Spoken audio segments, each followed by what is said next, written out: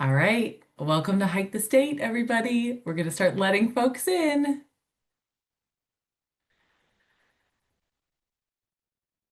Hello, welcome everyone. Hi, folks. Hopefully, you're in the right place, excited to hike the state with WTA this evening. It's always a thrill when you see folks start to trickle in. At least here in Seattle, where I am, it is not actively raining. So I know we're competing with outdoor activities.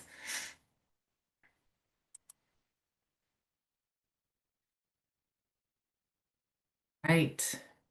Well, folks are continuing to trickle in. While you're getting settled, we are gonna get right into it and try to figure out who's here. One of the requests from my expert panelists today was to get a good understanding as to who is in the audience, so we can help tailor some of our communication talking points and how we talk about trails in Washington.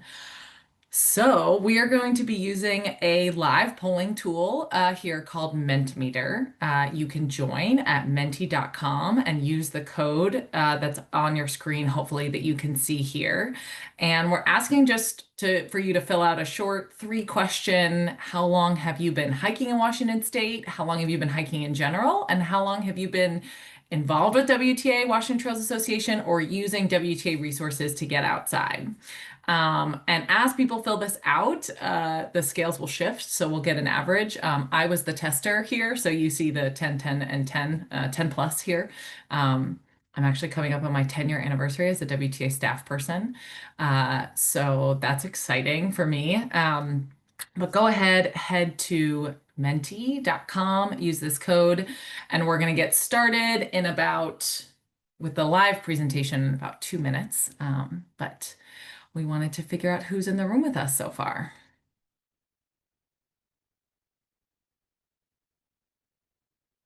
Oh, this is fun seeing this come around. All right, so most folks have been hiking longer than they've been hiking in Washington State, and folks are a little less engaged with WTA so far. I confess to everyone here, we just started using this tool at WTA more broadly, and it's been a lot of fun to use live in meetings. So thank you for participating. This also, I will say, is totally optional. If you're like, you know what, I'm just here to hear hike recommendations and listen to this presentation. I don't want to get my phone out or open another tab. No worries. This is just to help us help you curate a better experience together over the next hour. And there are just two short other instances where you'll be using this. So it's not like it's the vibe of the whole presentation. So I'm going to let this ride out for about 1 more minute while we continue to see folks come in. Hello again, everyone. My name is Allie Tripp. I use she, her pronouns, and I will be your host for this evening for Hike the State. Welcome. We are doing a quick poll with folks to get to know sort of how familiar people are with hiking in Washington, with WTA, and hiking more broadly. So I'm gonna give this about 30 more seconds. Oh yeah, the responses are coming in. Um,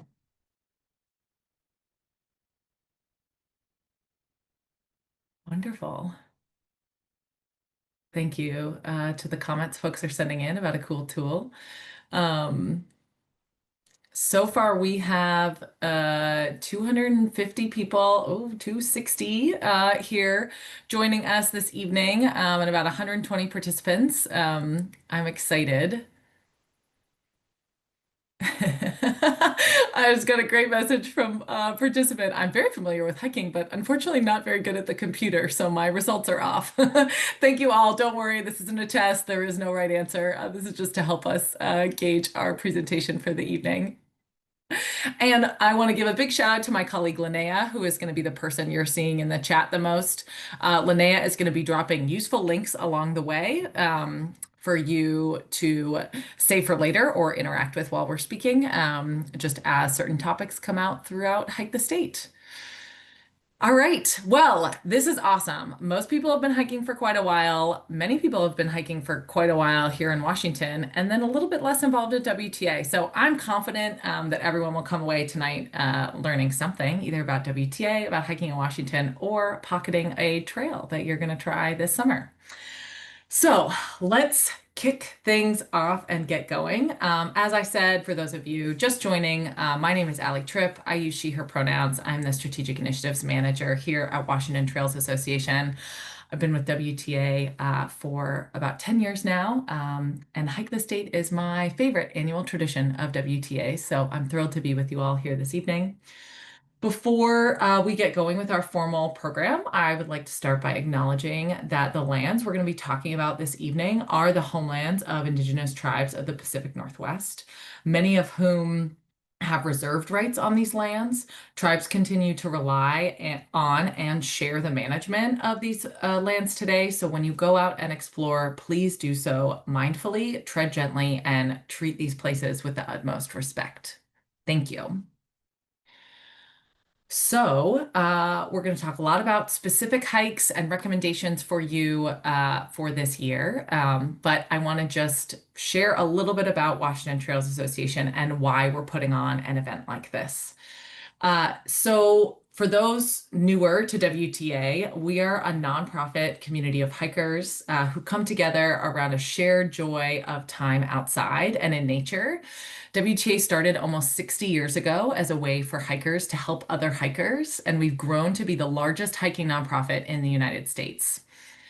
We believe that people are the key to creating a sustainable trail system and a safe and welcoming recreation community. WTA helps people explore the outdoors through our website, WTA.org, and our Trailblazer app, which all include up-to-date information on thousands of trails across Washington. Of course, we also help people explore by inspiring them to do so through events like Hike the State. We help folks steward trails and public lands by connecting them to volunteer trail work parties across the state. And we help people step up and advocate for trails and public lands through our Trail Action Network, which allows hikers to raise your voices for policies and fundings that support public lands. So we do all of this work so that there will be trails for everyone forever. Trails for Everyone Forever is the guiding vision of Washington Trails Association. Everything we do is to ensure that Washington has trails that stand the test of time and that can be explored by all. You're all here because you're excited to get us outside, I assume. Whether you've thought about it consciously or not, you probably know deep down that time outside is good for your heart, your mind, or your spirit, or all three. The benefits of being outside stretch beyond our own individual benefits. Public lands and trails contribute to the long-term social, economic, and environmental well-being of our entire country. But of course, the main goal of tonight is to introduce you to some of our state's incredible trails and help you get out on them safely all spring and summer long. So here's how tonight is going to work. We have three hiking experts who will share a variety of trail recommendations with you, peppered across the state. We strongly encourage you to use the Q&A feature, and we are going to work through answering your questions as they come in. We will actually be saving some questions, like particularly big picture questions that we think everyone might want to hear the answer to towards the end, where we will have a little bit of time. My colleagues are going to be sharing a wide variety of hikes, from short, low elevation gain hikes to multi-day backpacking options. And as I mentioned, my colleague Linnea will be including links in the chat for additional information and resources.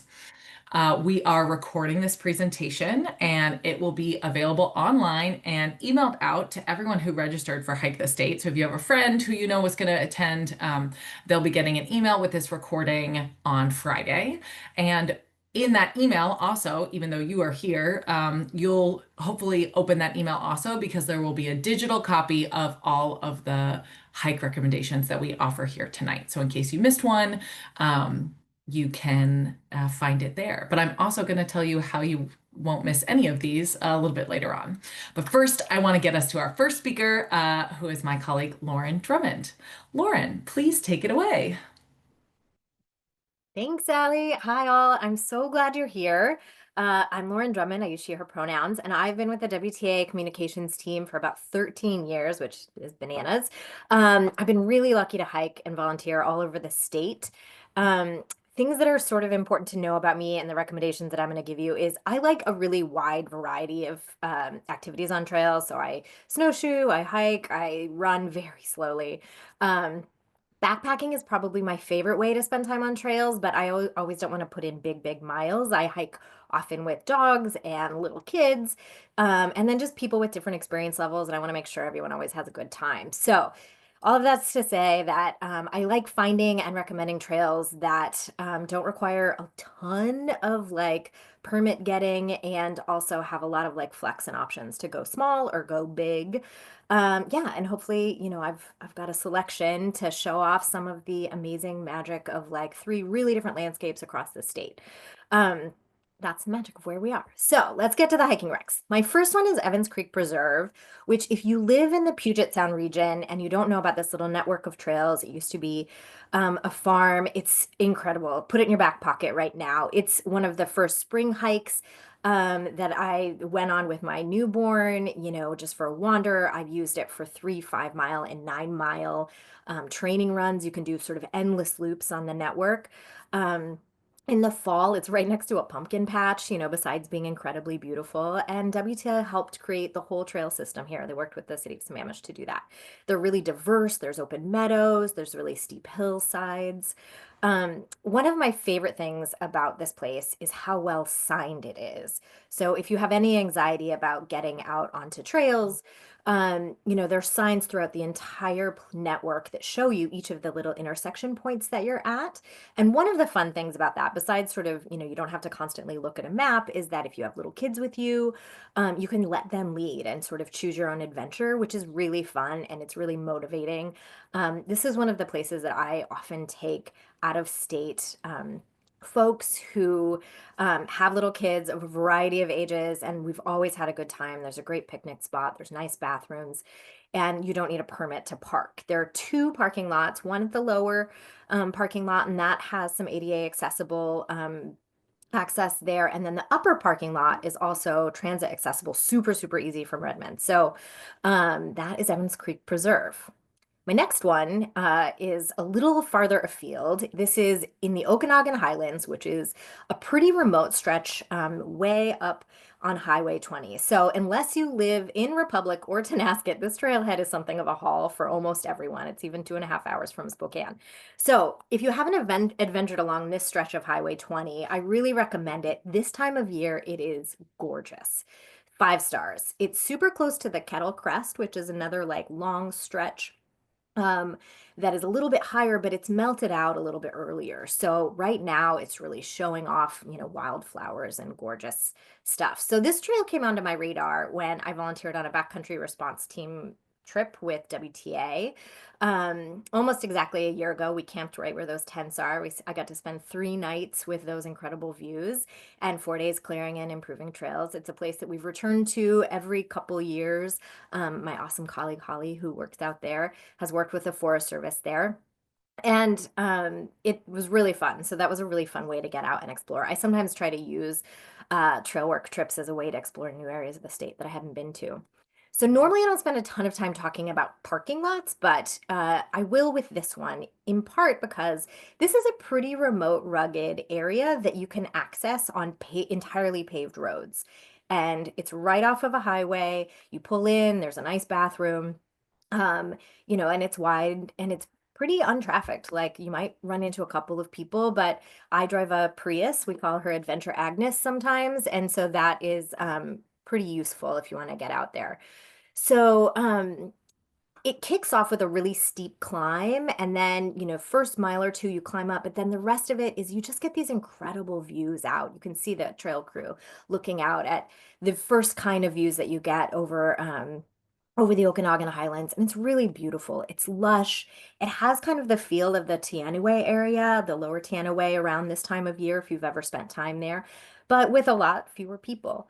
Um, you should go prepared for rain. There's plenty of rain, even though it's Eastern Washington, but gorgeous wildflowers, lush meadows, really open pine forests, so you feel just like you can ramble. Um, And then a couple of other sort of logistical things. A little bit later in the summer, there are grazing rights. A rancher has grazing rights here. So if you don't want to share your campsite or your water, there's a good spring for backpackers with a lot of cows or cow pies earlier in the summer before the ranchers take them up there is probably your best bet. I would say in the next couple of weeks is ideal.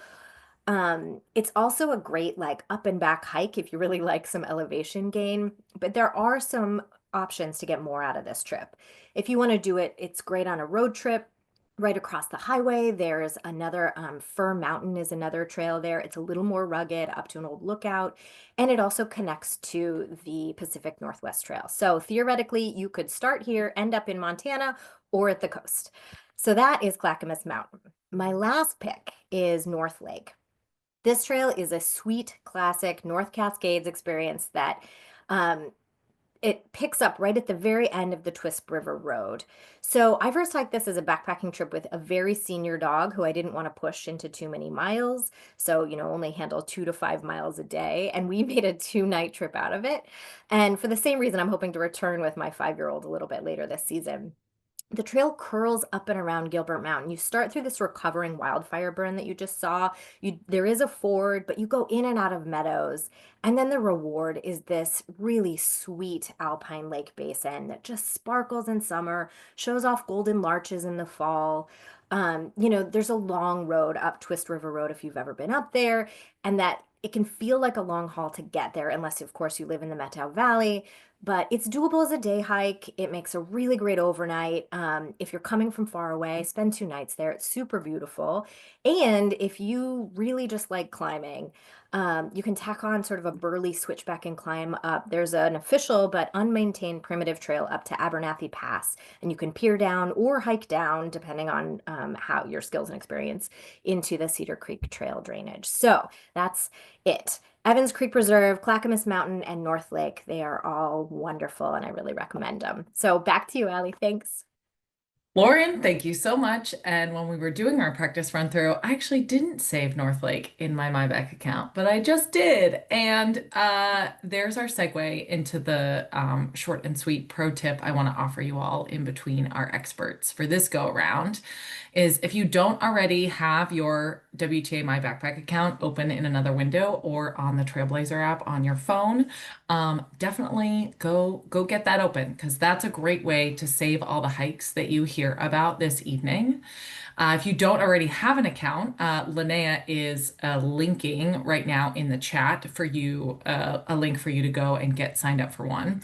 So the account is 100% free. It's the best way for you to unlock all the features that Washington Trails Association has to offer. It'll help you find future hikes, get personalized recommendations, and more. Save all the trails you get tonight. And then also, as you start, you can start marking hikes that you've already done as hiked in your account. There's a really cool map feature that'll show you where you've hiked in Washington. It's a really fun record, like a way to reflect back on where you've hiked across the state. And then when you log in to your My Backpack account from the Trailblazer app, did you know we have an app? I hear about the app a lot from people I talk to out in the world, but there's also a subset of our community that's not familiar with it. So when you log in through the Trailblazer app, you'll have offline access to information about every hike that you've saved into your account, including driving directions, a detailed description, and the 5 most recent trip reports for that hike. We just launched an iOS app update, so if you're an iOS user, go grab that. I also saw someone in the chat, or maybe it was the Q&A, mention driving directions, and I just want to say that the WTA driving directions that you can find in our hiking guide are road tested by our staff and hiking guide volunteers, and they're going to get you there in ways that sometimes app-based directions might not. So definitely get your My Backpack account open, start saving some hikes. And then once you start adding enough hikes, we have a hike recommendation function that will also suggest additional hikes based on the preferences that we see through what you've saved so far. So I think Linnea is also dropping a link to the Trailblazer app right now if anybody wants to go and get that downloaded. But now a bonus hike recommendation because I wanted to recommend some hikes too. So I'm excited to share with you my first of two picks here. This is Striped Peak. It is just west of Port Angeles, directly along the Olympic coast. And this is a trail that WTA built and improved the system drastically between 2019 and 2022. More than 270 WTA volunteers spent 3.5 years creating this 3.5-mile route to the summit overlooking the Strait of Juan de Fuca outside of Port Angeles. They contributed more than 10,000 hours to this trail project, and it means you can hike, bike, or ride a lovely loop. The trail leaves from the Clallam County Salt Creek Recreation Area, which I love this campground. We did have a really interesting conversation about people having experiences with raccoons at this campground. I strongly recommend if you are able to get a reservation at this campground, doing it and hiking Striped Peak at the same time. But there's also day use parking that you can utilize to do this hike. So the hike itself pops in and out of the forests made up of cedar, fir, and hemlock. It offers access to a rocky beach via the Cove Trail, but definitely check the tides before you go. This is, the Pacific Ocean. I strongly recommend if you have them, bring your binoculars. Look at the soaring seabirds, admire the boat traffic that you see in the strait. And if you're me, desperately look for whales, but never actually see them from this particular vantage point. I never stopped trying because one time I actually did see a whale from a hiking trail on Whidbey Island, so it could happen to you too. But shout out to the WTA volunteers who made this trail happen. And if this got you excited about what it might mean to contribute to trail construction, you can always visit WTA.org/volunteer to come out on a work party with us sometime soon. There is no experience needed to do trail work with WTA. But next up is our next expert recommender, my colleague, Michael DeCramer. Michael, take it away. Hi, everyone. It's nice to be here with you this evening. As Ali said, my name is Michael DeCramer. I work on federal and state advocacy for Washington Trails Association. My colleagues and I help hikers speak up for public lands and help secure funding for trails. My friends and family know that I have strong opinions about hikes and backpacking trips. I like to ramble in parks. I like to enjoy a new loop trail through quiet forest or meander along a river. But when the snow is melted out of high country, give me a hike to an alpine lake or along a ridge line with panoramic views. All three of my recommendations this evening are hikes to scenic destinations that kind of meet that standard. They all are located on national forest lands. These recommendations will be most relevant to you if you enjoy hiking on trails that include some elevation change. If you don't, apologies. The first hike I want to recommend to you is along Interstate 90 on the west side of Snoqualmie Pass. The Annette Lake Trail is on the Mount Baker Snoqualmie National Forest. The trailhead for this hike is close to exit 47, meaning that it's about 20 minutes east of North Bend if you're coming from the west. The Annette Lake Trail's close proximity to many people in Western Washington is one of the reasons that I chose this hike. I personally love a weekend hike where I spend more time hiking than driving to and from the trailhead. Annette Lake is that type of accessible national forest land trail. You get off the highway, you pull into a large parking lot, and almost immediately you look around the car, you make sure you have your water and sunglasses, and you're ready to go. The trail itself is quite nice, in my opinion. As it climbs the lake, you pass a really big, beautiful waterfall. You walk through shaded forests and cross rocky talus slopes. The surface of the trail, I think, is pretty great. I'm a trail guy, but much of this trail recently received significant maintenance work that rebuilt eroded sections of the trail. The Forest Service, I'll highlight, paid for this deferred maintenance work with money from the National Parks and Public Lands Legacy Restoration Fund and contracted some of the work with the Mountain Sound Greenway Trust. Our good friends there did a lot of work to repair this trail. So I highlight that because the Legacy Restoration Fund needs to be reauthorized by Congress this year. and keeping that program and funding for trails is a major focus of my federal work. So the lake itself is gorgeous. It sits in a little hanging valley. I got to hike up there last summer and just had a great day. So I would recommend it. It's a delightful hike. It's close by to many folks in Washington. The next trail that I want to highlight is in a different part of the state. It's the Oregon Butte Trail in the Blue Mountains. I think Oregon Butte is probably my favorite hike in Southeast Washington. The trail is on the Umatilla National Forest, and it leads you to a classic fire lookout. Let me just pause. I'd love to list 3 things that I love about this hike. I like to visit a fire lookout, especially one that's still in operation. I think it's interesting to see a purpose-built structure that's built in an inhospitable spot. This lookout has got a big, point on it for getting hit by lightning, but it's also sort of cozy. And I enjoy a weird little mountain hut, basically anywhere in the world. And this is my favorite in the Blues. 2, mentioned that fire lookout sits out on it by itself. This is the most prominent peak in the Blue Mountains. Prominence, as you may know, is the elevation of a peak relative to its surrounding terrain. On a clear day, this trail gives you the opportunity to survey just a vast amount of landscape, and I like that. Lastly, you might see lovely wildflowers. There's a picture there that someone added to a trip report, just highlighting some of the beautiful scarlet paintbrush they saw, which is one of my favorite wildflowers. The last recommendation I'd like to share with you all is Cutthroat Pass, accessed via the Pacific Crest Trail. So you may already know the PCT.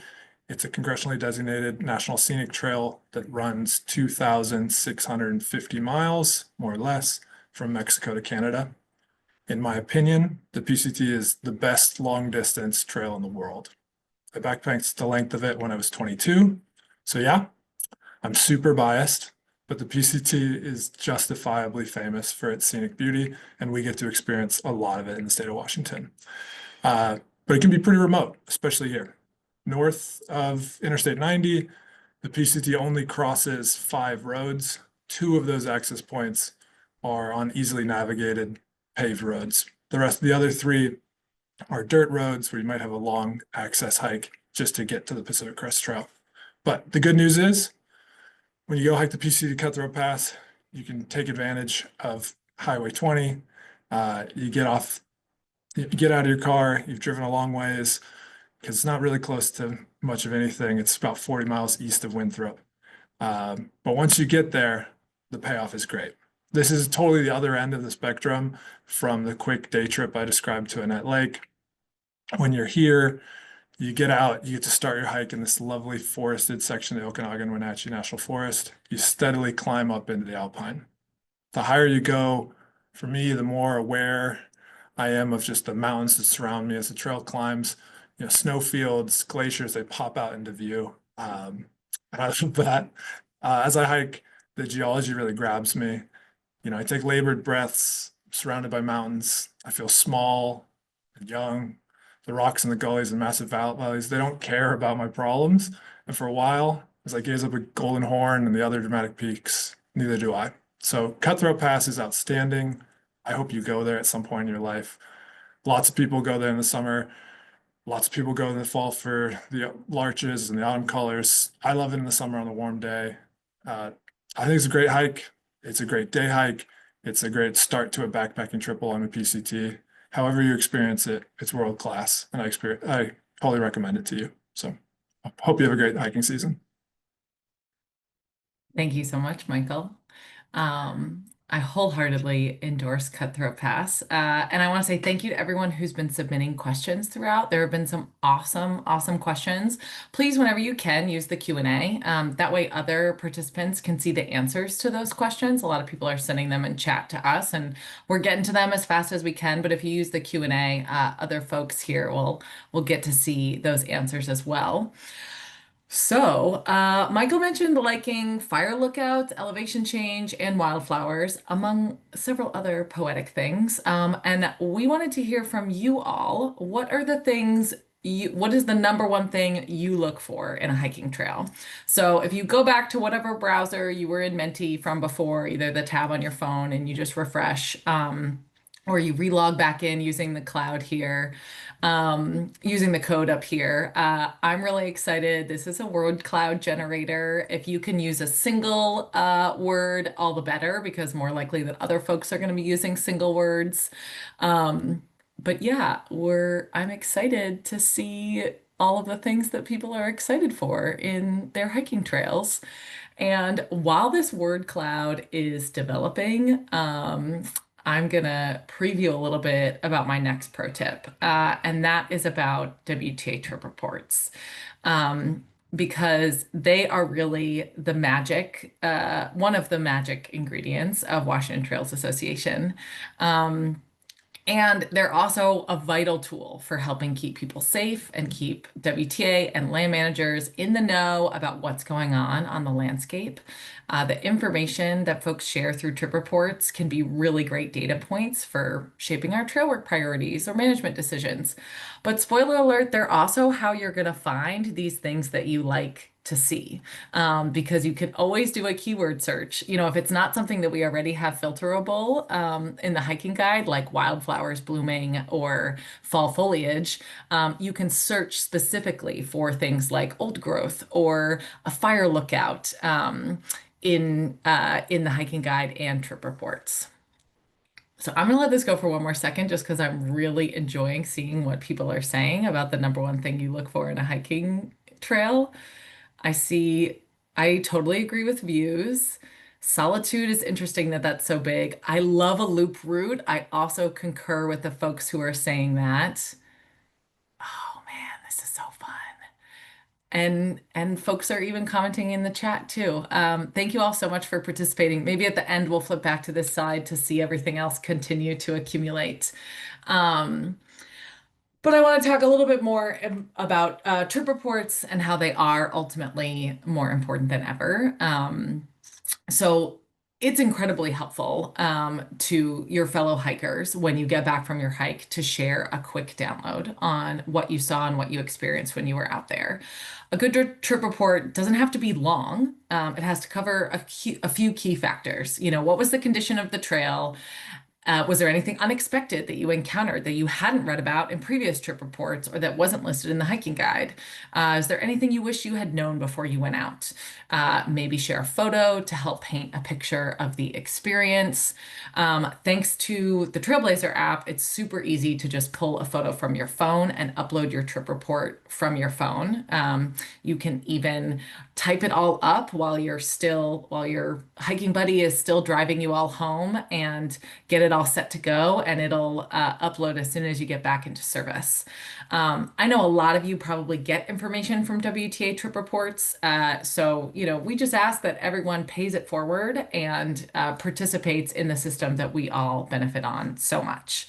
And in an effort to incentivize you to write a trip report in the coming weeks, since hopefully lots of you will be able to get out and go hiking this upcoming holiday weekend, we are running a giveaway right now. If you add the hashtag hike the state to your trip report anytime between now and June 1st, you will be entered to win a WTA prize pack. And don't worry, we will remind you of this raffle in our reminder follow-up email with all the hiking info on Friday. So speaking of trip reports, they play a pivotal role in my next hike recommendation, which is Iron Bear, access via Teanaway Ridge. This hike has tons of payoff without a really large investment. And thanks to trip reports, I know it's usually pretty snow-free earlier on in the season, much more so than other hikes in the area. It's a great introduction to this section of the east side of the Cascades. And confess I have been training really hard with my backpack carrier and my 1-year-old to do this hike in a couple of weeks with her. I actually inherited this backpack carrier from Lauren and Lauren's son. So it's a WTA heirloom that's been passed down. But you can access Iron Bear via one of two trailheads, which have their trade-offs. One has bathroom, one has easier highway access. But trip reports are actually come in handy for me as I assess which trailhead I'm going to access from, because a recent trip report identified that accessing it from the Miller Peak trailhead includes 43 downed trees, which is not something I am trying to adventurously climb over wearing a backpack carrier with a toddler.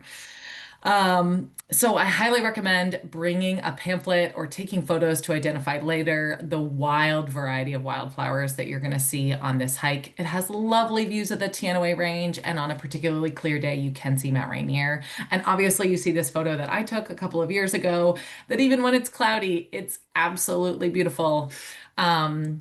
If you're looking for more of a challenge, you can always add on Miller Peak and make this a 13-mile loop with another 2,000 feet of elevation gain.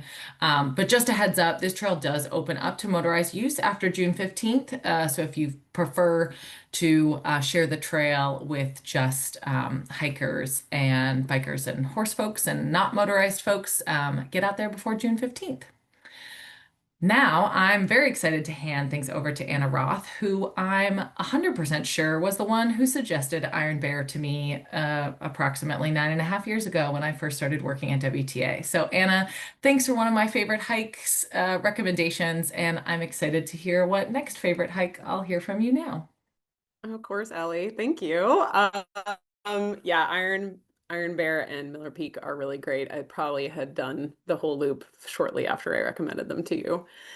Hi, everybody. My name is Anna Roth. I am the digital content manager at WTA. What that means is I am responsible for the hiking guide that we have been talking about all night. Myself and another colleague are essentially the two people behind all the information in the hiking guide, ensuring that it is up to date and current. I also manage a team of volunteer writers who have done all that ground truthing for the driving directions that Allie mentioned and for the hiking guide descriptions that tell you how to get where you're going. I work pretty closely with the land managers that are in Washington State to ensure that people know when a trail is open and closed. All that stuff in the hiking guide comes in through the app. So if you're using the app, you're also benefiting from the work that we do in the hiking guide. I've got 4 hikes that I'm going to talk to you about tonight, so let's get into it. My first one that I want to recommend to you is Railroad Bridge Park, which is in the Olympic Peninsula. It is a gorgeous, tiny little park, but it's really a pretty good bang for your buck considering it is just right outside of Port Angeles. Just 1.2 miles round trip, 67 feet of elevation gain, really low key, but it's got this beautiful river. It's got this lush greenery on both sides. And the thing that I really like about Railroad Bridge Park is it's kind of a starting off point if you want to go even further because it's just a location along the Olympic Discovery Trail, which is a huge trail that goes all the way across the Olympic Peninsula. That trail is not entirely paved, but Railroad Bridge Park itself is. Let's go to the next slide quickly so we can see what that looks like. The eponymous railroad bridge itself. This is absolute catnip for anybody who's a big fan of infrastructure. That includes me. Toddlers love this. Kids love this. Anybody who doesn't want to walk in the dirt would love this. I do want to mention this one as well. I selected this partially because there's thousands and thousands of miles of trail in Washington. There's a lot less trail that's wheelchair friendly. So WTA does have a filter in our hiking guide for specifically wheelchair friendly trails. And I do want to note that the wheelchair friendliness is not necessarily ADA accessibility. When we develop this filter, we understand that there's a whole range of chairs available and abilities available, and ADA accessibility has a really specific definition. So we went with wheelchair friendly as a starting point. And then as you see the hikes that you might want to check out in the results from that, you can read through the descriptions and you can read through the wheelchair access notes on those hikes to get a sense of whether or not it might be a hike that you want to do. The information in there isn't just for people who use wheelchairs. You can absolutely use it if you're recovering from an injury, if you are slowing down a little bit, if you've got a stroller with you, or if you just don't want to do a really hard hike. Back to Railroad Bridge Park just briefly, the one other thing I really like about this park is that they do decorate it seasonally. So you might see on the bridge maybe some holiday decorations in the winter or some springtime decorations. If you even want to go through and browse our trip reports, there's folks who have captured those decorations in trip reports, and they're very cheerful. This is a great recommendation. Really hope you guys check it out. As you can see, it's beautiful on a sunny day, but as we saw in some other photos, even a cloudy day in Washington can be really striking. Let's go to our next one. Tongue Mountain. This is a total departure from Railroad Bridge Park. It's in a totally different part of Washington. It is a completely different type of trail. Tongue Mountain is in the Dark Divide, which is an area between St. Helens, Mount St. Helens, and Mount Adams. Happy eruptiversary, Mount St. Helens. It erupted on May 18th, so just was a couple days ago. The Dark Divide is a pretty rugged area, and the part of the forest that Tongue Mountain is in is multi-use, so you can potentially see hikers, bikers, horseback riders, even ORV users, so off-road vehicle users or ATVers. I will say that this is pretty far from most of Washington's densest populated areas, and so even though you might see those users, you also probably won't see anyone. This photo of Tongue Mountain was taken just a couple weeks, I guess it was actually more like a month ago, when I went down to check it out. And as you can see, still pretty snowy in late April, and I didn't see anyone else on trail this day. Didn't have a really extensive view, but I thought it was really pretty, really peaceful, very clear.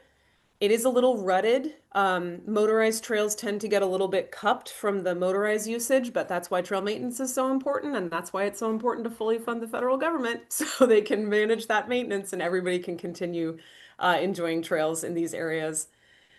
One thing I will note about Tongue Mountain, there is a little bit of a chute at the very end. So there's kind of two peaks and then there's a little chute down here.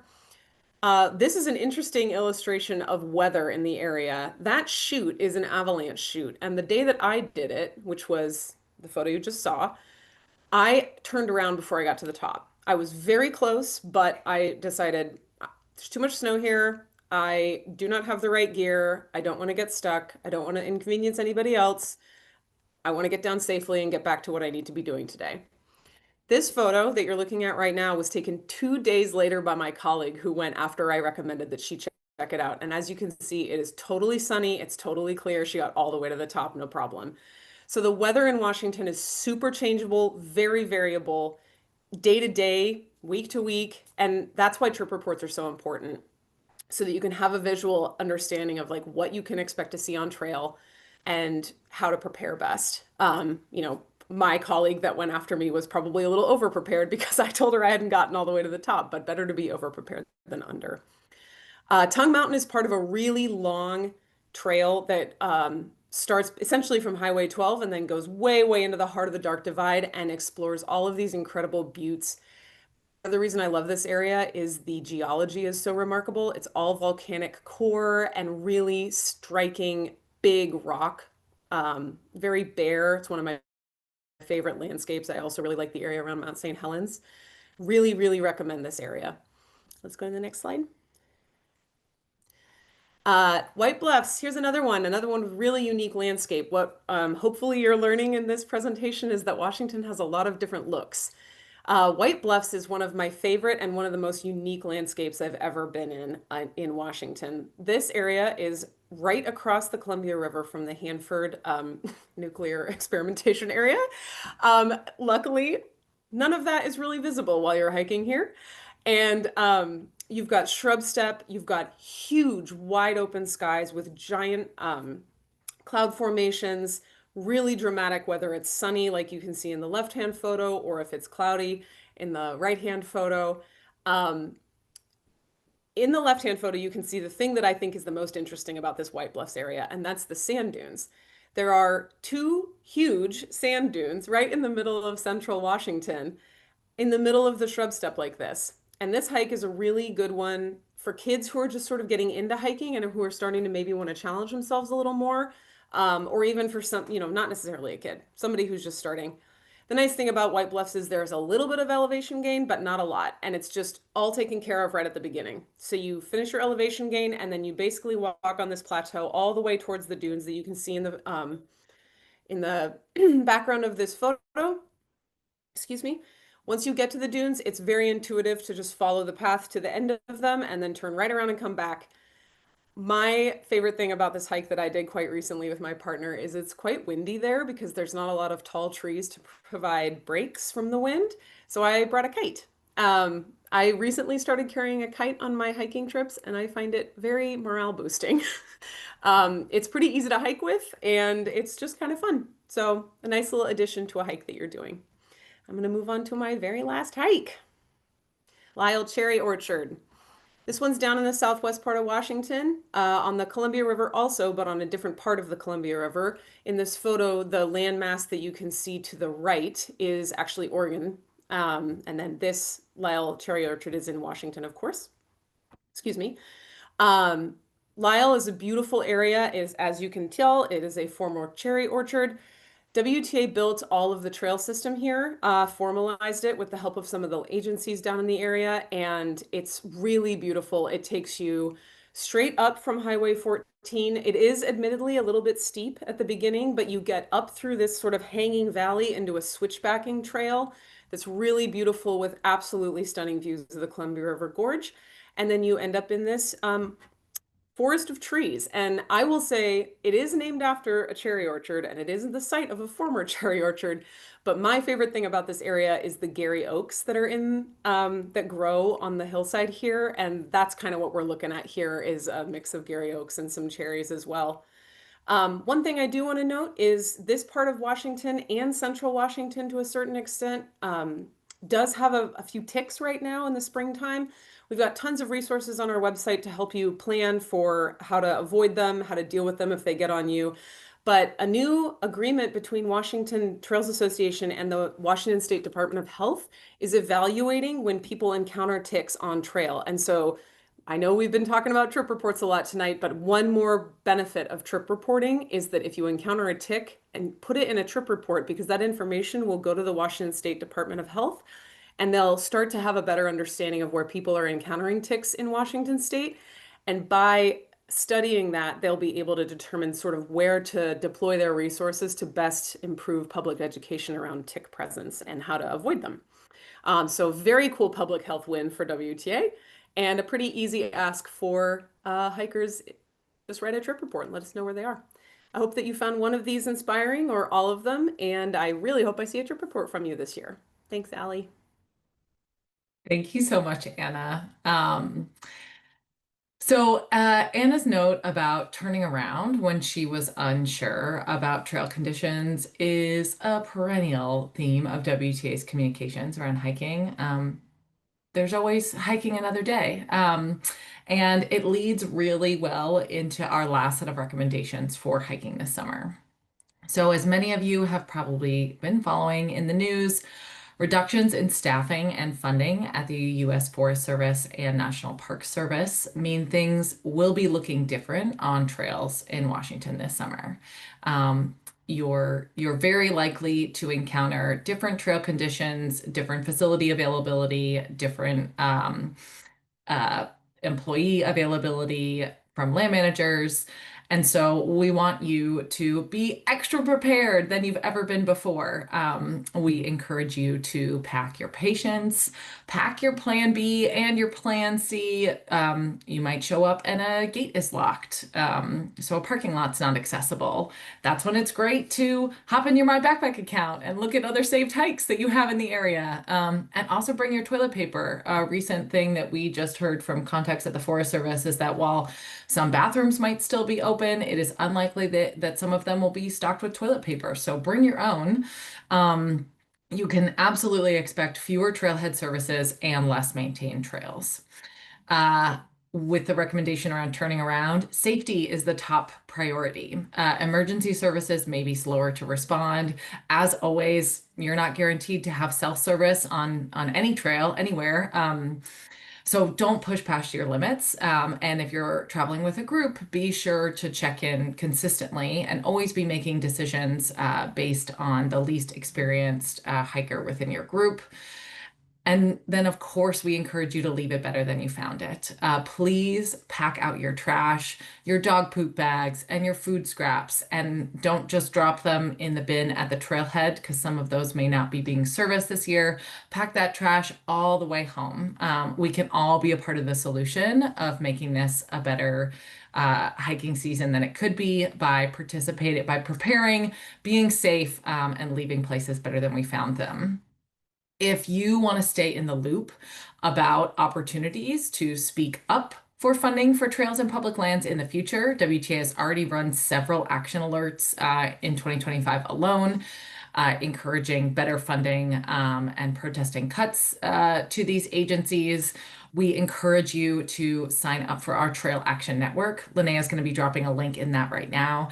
Signing up for the Trail Action Network just means you're on our list. So when there's an opportunity to speak up, of course, it's always optional, but you'll get an email from us with a way to reach out to the particular representative that we are trying to reach to encourage a well-funded, healthy, and robust trail system in Washington and across the country. And now, last but not least, I'm going to see where folks, based on all the recommendations that you've heard tonight, you are most excited to go hiking next this spring or summer. If you go, I realize it's kind of hard to drop a tiny little dot on this map, but we're going to use this time to just peek at the map and see where people are excited about going hiking. Oh, yeah, great. Love to see one far afield. And then we're going to move into our live Q&A. There have been some incredible questions that folks have asked. All of my experts are teed up to answer several questions that have come up. So stay tuned for the Q&A, which will start after I give this map exercise a minute or two, because I love to see where people are excited about hiking. I think North Lake of Lawrence. I haven't done Wild Cherry Orchard, and WTA has done so much cool work there that I'd really like to get down and see that. Oh, this is great. Oh, I'm so excited. I really hope that folks saved these hikes. But as I mentioned, the email that you'll be getting from WTA on Friday will have a digital version of all these recommendations. So if you missed one along the way, never fear, you'll be re-inspired by that follow-up, which will also include the recording of this event. Great. Thanks, everybody. This is fun to see. I'm going to head into our Q&A now so we can use our last 10 minutes to get your burning questions about hiking in Washington this summer answered. I am going to start with a question about scan and pay this summer. This is a new method that you may have heard about for paying for passes at trailheads. Anna, can you talk to us more about scan and pay and what trailheads that will be available at this year? Yeah, happy to do that. Let's do this. We actually just wrote a blog about this. So if you forget everything that I say right now, you can go to WTA.org and you'll find a blog with scan and pay in the title, and you can just read it all there. However, the main thing to know is that scan and pay is just a new way to pay for the day passes that are already required from the Forest Service. So it is not a new charge. It is not a new fee. It is a new way to pay for a pass that's already required. It is a payment method that is made possible through recreation.gov, which is a software app that the federal government uses to manage reservations for camping, sometimes permitting. A lot of folks on here are new, but it's possible that depending on where you've come from before Washington, you haven't encountered this. I know that rec.gov is used in a lot of places that are really heavily permitted, and it's common here also. For users who are interested in trying it out, you'll just need to download the rec.gov app and log in before you leave for the trailhead. When you get to the trailhead, if you need to pay a fee, you'll see a scan and pay poster, which is just a QR code. Scan that, it'll process, give you a confirmation code, and you'll write that down on a piece of paper and put that in your dashboard, and you're good to go. This would be, if you have a Northwest Forest Pass already, I've seen a couple of people asking about this. If you have a Northwest Forest Pass, if you have an interagency pass that gives you access to forest land and national park land, you do not need to use Scan and Pay. This is useful if you don't have any passes and you get to a trailhead and you realize, oh shoot, I need this pass. Just a quick note, I saw some Discover Pass questions here too. A Discover Pass is not accepted at places that require Northwest Forest passes. It's for two different things. I could talk all day about passes, so I'm going to stop there. But quickly, look for the blog on our homepage, WTA.org. If you have more Scan and Pay questions, there's some details about each different forest and where they're rolling that out. And if you have questions about passes and permits, WTA has a really extensive passes and permits page that I highly encourage people that are new to Washington to like really read deeply, and just to prepare you, like set aside a little bit. Like you're going to want to read this deeply and you'll have a really good understanding of what passes and permits you need. I'll give you a little tip. If you want the fewest number of passes to do the most number of hikes, get an interagency pass and a Discover Pass, and you should be okay. And if you need to know which pass you need, look at our website and look at our hiking guide. Every hike has a pass requirement on it. Thank you very much, Anna. I saw a question. I'm going to answer a question just here. Next up, Michael, I'm going to cue you on Forest Service stuff. But while Michael's getting ready to answer his question, I saw a couple of questions about someone to hike with, and folks being like, I know that I can meet people on WTA volunteer work parties, but what if I'm interested in hiking with people? And WTA has a whole blog that blog that I will link and share out with everyone that has a list of lots of hiking groups across Washington that are ways that are a variety of different interest groups, different locations, but groups that you can connect with to find hiking buddies. So next question was, I'm curious how much of an impact Forest Service funding issue has had for hikers. Michael, I know you said that you could talk about this for as long as anyone wanted to hear, but let's give it just a minute or two so we can get to the other questions on our list. Thank you in advance. Absolutely. So as I hop into this question, many of you are probably aware the Forest Service, it's part of the Department of Agriculture, is experiencing challenges that are common across the federal government. Forest Service has a slightly different flavor. So in the state of Washington, there are about 9,000 miles of trail that are on Forest Service lands. That's about 7-8 times as many as on national parks in this state. So many trails where you hike are on Forest Service lands. Those trails are maintained by volunteers like the Washington Trails Association, but they're also maintained in a normal year by Forest Service trail crew across the state who do wonderful work to open trails, to go deeper in the backcountry, to brush out salmonberry that might make it unpleasant to hike on your favorite route. They also clean bathrooms and help educate the public on how to recreate safely and take care of natural resources. Almost all of those seasonal staff positions that do those recreation focused work will not be in the backcountry this year because the agency just has decided that they aren't going to hire them. Separately, they're at the beginning of the current Trump administration, many thousands of Forest Service workers who were in their first year in a new position or who had recently joined the agency were laid off. Lots of those folks have come back, but there's been a tremendous pressure from the Secretary of Agriculture for folks to leave the agency and to take early retirement or to resign and receive financial compensation to do so. Those efforts included as much as 20 emails in a week, encouraging folks from the leadership of the agency, encouraging people to take the offer and leave. Those have had the desired effect, and about 25% of the staff on some of the national forests in this area have left, leaving many open jobs. This challenge makes it challenging for folks like Washington Trails Association to organize projects, to get out in the backcountry to open trails. It also means that there are not wildlife biologists to work on projects that may not go forward, that could affect bridge installation projects, could impact just how you experience the land. So what hikers will likely see is bathrooms that aren't being cleaned at any time regularity.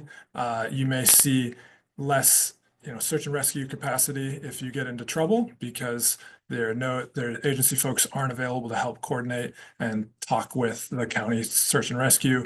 You may see visitor centers at ranger stations that are unstaffed or just major challenges in maintaining operations as normal. The Trump administration has encouraged the Forest Service and all of the public lands agencies to keep things open to the maximum extent possible. But they're all of these federal agencies are very challenged by the lack of staff in critical positions, and the loss of seasonal trail crew means that there just won't be about 50% of the work that happens on Forest Service trails that would normally occur, just cannot occur without those people in their jobs this summer. Thanks, Michael. Appreciate you outlining that for us.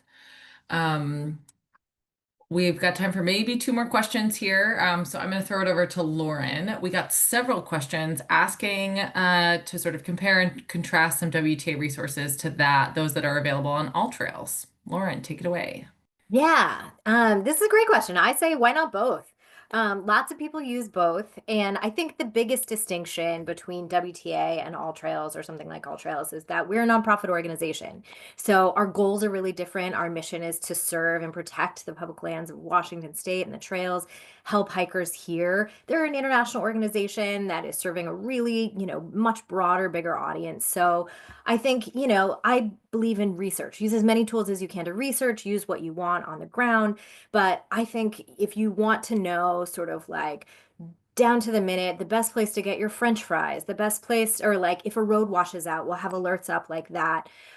We have folks who are trip reporting, are folks just like, at the beginning stages who are hiking with kids, as well as like backcountry rangers and our trail crews. So you'll get a really impressive breadth and depth of information in trip reports, and our hiking guides we are really committed to making as accurate as possible, sort of by hikers for hikers. But I mean, I think all tools are great for everybody.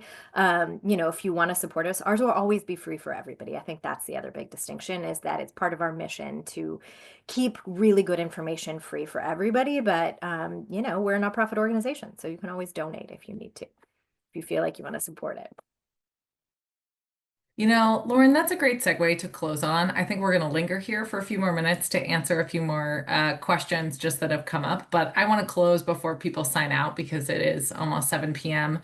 I want to remind all of you that please write your trip reports. Use the hashtag hike the state before June 1st or by June 1st. If you hike on June 1st and file it, that counts too. We'll be drawing on June 2nd for a WTA prize pack. And Lauren did mention we are a member-supported nonprofit organization. We are powered by more than 27,000 member households across Washington State who donate in a wide variety of numbers to support our work. And we appreciate if you would be interested in doing that too. But we hope that you'll write a trip report, find a new favorite hike this summer based on the recommendations that we've outlined today, and that you'll be extra prepared and pack your patience this summer as things might look a little bit different than we've all become accustomed to. We really appreciate all the thoughtful questions you've offered here today and your time joining us this evening, and wish you a wonderful, fun summer of hiking. Thank you all so much.